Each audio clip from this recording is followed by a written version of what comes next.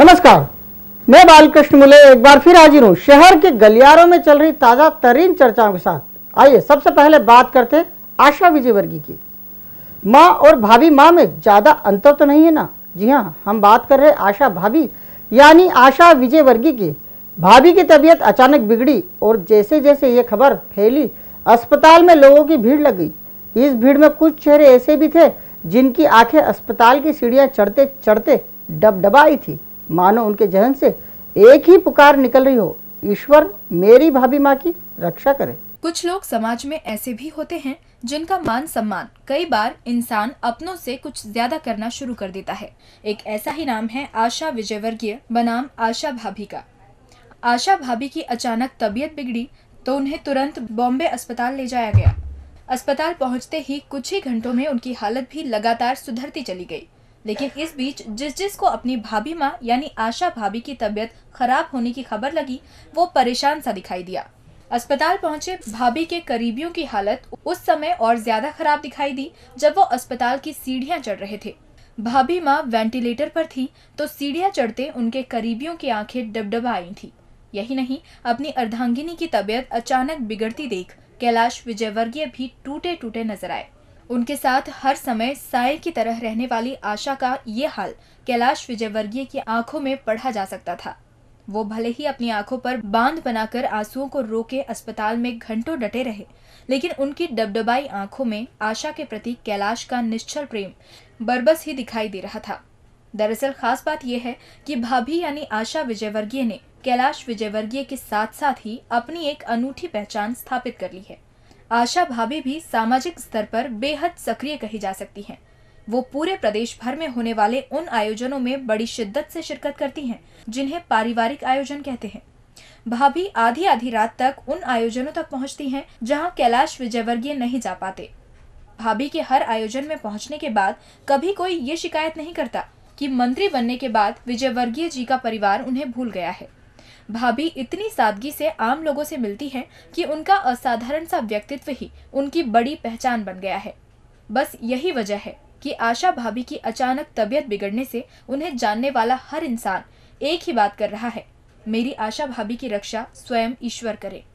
इन दिनों इंदौर नगर निगम में भाजपा परिषद के 3 साल पूरे होने को लेकर एक बड़े उत्सव की तैयारियां जोर शोर से की जा रही है। इसी कड़ी में भाजपा पार्षद दल ने भी महापौर का सम्मान करने का मन बनाया। समय और स्थान दोनों तय भी किए। मीडिया को भी इसकी सूचना दी गई, लेकिन इन वक्त पर आशा विजयवर्गीय की तबीयत खराब हो गई और ये सम्मान समारोह स्थगित कर दिया गया। भारतीय जनता पार्टी एक परिवार है, इस बात का ताजा उदाहरण पेश किया है भाजपा पार्षद दल ने।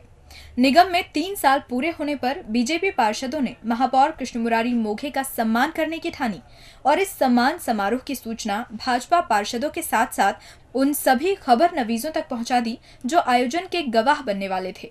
लेकिन भाजपा पार्षद दल को इस कार्यक्रम को इसीलिए निरस्त करना पड़ा कि पार्टी के एक अहम व्यक्ति कहे जाने वाले कैलाश विजयवर्गीय की अर्धांगिनी आशा विजयवर्गीय की तबीयत खराब हो गई और उन्हें अचानक ही अस्पताल में भर्ती करवाना पड़ा। बस यही बात गौर करने लायक है। इसी बात से अंदाजा लगाया जा सकता है कि भारतीय जनता पार्टी को पार्टी विद डिफरेंस क्यों कहा जाता है। बात केवल इस आयोजन तक ही नहीं है।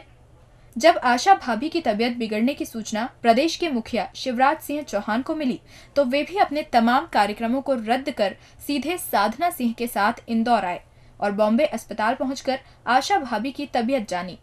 अब जब से भाभी की तबीयत बिगड़ी है तभी से पूरी पार्टी परेशान है। हर भाजपा नेता सारे काम छोड़ सीधे बॉम्बे अस्पताल पहुंच भाभी के हाल जान रहा है। वाकई इंदौर पुलिस का जवाब नहीं है। इंदौर की खाकी उन्हें ही नहीं पहचान पा रही है जो कभी इंदौर जिले के प्रभारी मंत्री थे और आज भी वित्त मंत्री का दायित्व लिए पूरे प्रदेश की शोभा बढ़ाते हैं। वित्त मंत्री उद्योग मंत्री की धर्मपत्नी की तबीयत देखने अस्पताल पहुंचे तो खाकी बोल उठी, ये कौन है? ये है प्रदेश के वित्त मंत्री राघव जी। राघव जी कौन है, शायद ये बात खाकी ठीक तरीके से नहीं जानती। खाकी को ये भी नहीं पता कि ये वो राघव जी हैं जिनके कहे से ही खाकी का हर माह का वेतन निकलता है। कोई घटत बढ़त होती है तो भी राघव जी ही वो नाम है जो निर्णय लेते हैं, लेकिन खाकी है कि वेतनदाता को ही नहीं पहचान पाती। दरअसल पूरा मामला उस समय का है जिस समय प्रदेश के वित्त मंत्री राघव जी बॉम्बे अस्पताल पहुंचे। राघव जी ने पहले सीधे बॉम्बे अस्पताल की दूसरी मंजिल पर पहुंचकर उद्योग मंत्री कैलाश विजयवर्गीय की पत्नी आशा की तबीयत जानी और थोड़ी ही देर में वापस लौटने के लिए नीचे उतर आए। जैसे ही राघव जी नीचे आए, वैसे ही बाहर खड़े मीडिया कर्मियों ने उन्हें जाने के लिए रास्ता दे दिया। वहीं खड़ी खाकी ये देखकर आश्चर्य में पड़ गई। वो ये समझ नहीं पाई कि सामने से आ रहे शख्स प्रदेश के वित्त मंत्री हैं। कांधे पर 2-2 सितारे सजाने वाली खाकी ने मीडिया के इस रुख को देख पास ही खड़े नारद मुनि से पूछ लिया, ये कौन है? बस फिर क्या था, तपाक से जवाब आया, भाई साहब ये तो प्रदेश के वित्त मंत्री हैं, जिनके कहे के बाद आपकी हर माह जेब हरी होती है।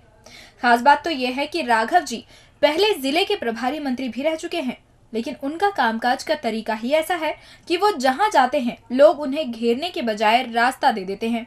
ऐसे में खाकी नहीं समझ पाती कि यदि नेता या मंत्री होते तो लोग इन्हें घेर लेते, मीडिया घेर लेती। जब ऐसा कुछ हो ही नहीं रहा है तो फिर ये पूछना भी लाजमी है कि ये कौन है। बीजेपी प्रदेश अध्यक्ष नरेंद्र सिंह तोमर के इंदौर आगमन और उनके स्वागत सत्कार को लेकर भाजपा जिला इकाई की तैयारियां धरी की धरी रह गई है। पहले तोमर रोड से आने वाले थे, तो ऐसे में जिला इकाई के पदाधिकारियों ने रास्ते भर तोमर के स्वागत की तैयारियां जगह जगह कर रखी थी, लेकिन अब तोमर ट्रेन से इंदौर आ रहे हैं। ऐसे में नगर की तो बल्ले बल्ले हो गई है, लेकिन जिले के पदाधिकारियों में मायूसी छा गई है।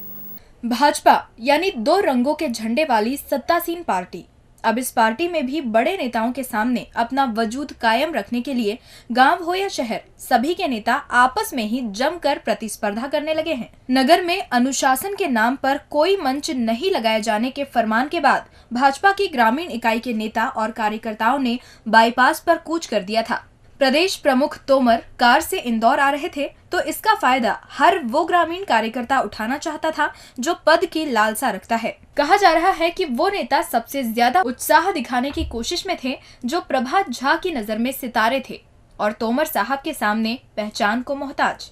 ऐसे नेताओं में जिले के मोर्चा अध्यक्ष सावंत सोनकर और राजेश सोनकर के नाम लिए जा रहे हैं।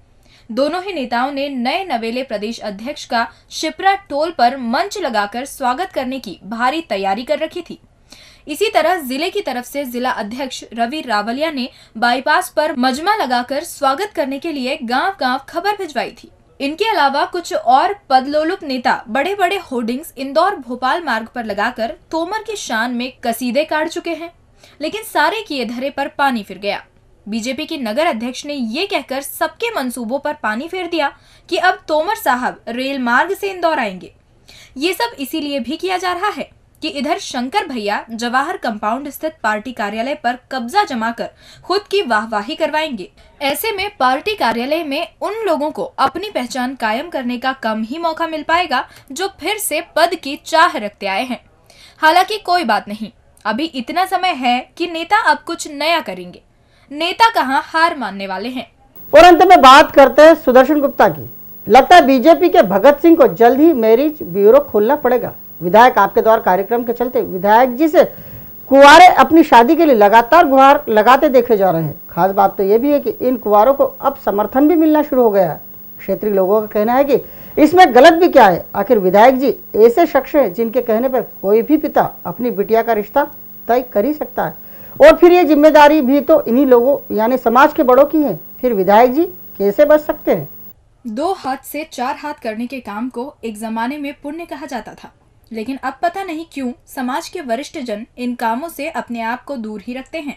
पहले समाज के प्रबुद्ध जन हो या फिर वरिष्ठ समाज सेवी रिश्ते जोड़ने में अहम भूमिका निभाते रहे हैं, लेकिन वो समय गुजर गया है। अब ऐसे कई कुंवारे पत्नी के लिए तरस रहे हैं, उन्हें मध्यस्थता कराने वाला कोई नहीं मिल रहा। अब अपना दुखड़ा उन नेताओं के सामने रखना शुरू कर दिया है जिन्होंने खुद होकर कहा था कि वो अपने मतदाताओं के हर सुख दुख में साथ रहेंगे। विधायक आपके द्वार कार्यक्रम के चलते विधायक सुदर्शन गुप्ता यानी बीजेपी के भगत सिंह के सामने अब तक 2 कुंवारे अपनी शादी के लिए गुहार लगा चुके हैं। ऐसा भी नहीं कि ये कुंवारे कोई सामान्य लोग हों, ये कुंवारे बाकायदा संभ्रांत परिवार के युवा हैं, लेकिन शादी नहीं होने से ऐसे दुखी हैं कि उन्होंने विद बायोडाटा विधायक जी से अपनी शादी की गुहार लगाई है। अब तक भगत सिंह के पास 2 युवक शादी की गुहार लेकर पहुंचे हैं। शादी नहीं होने का भी अपना अलग ही दर्द है। इस दर्द को समझना भी हर किसी के बूते की बात नहीं है। इस दर्द से समाज में रहने वाला हर वो युवा परेशान है जिसे सही जीवन साथी चाहिए, लेकिन विवाह जैसे कदम के लिए मध्यस्थता सही व्यक्ति करे, ये जरूरी होता है। 2 मामलों के आने के बाद अब 1 नंबर विधानसभा क्षेत्र में ये चर्चा चल पड़ी है कि इस तरह के क्षेत्र में बीसीओ मामले होंगे, लेकिन सामाजिक लाज के मारे लोग आगे नहीं आते। वरना समझदार तो ये भी कहने से नहीं चूकते कि जैसे कुंवारे अपनी शादी को लेकर परेशान हैं, वैसे ही कई कुंवारी लड़कियां भी ऐसे ही परेशान होंगी। तो क्या सोच रहे हैं सुदर्शन गुप्ता जी? खोल दीजिए मैरिज ब्यूरो, इसे भी बड़ा पुण्य कर्म माना गया है। गलियारे से के सभी अंकों को आप YouTube पर भी देख सकते हैं। गलियारों से के आज के अंक में फिलहाल इतना ही। ताजा खबरों के लिए आप देखते रहिए DG न्यूज।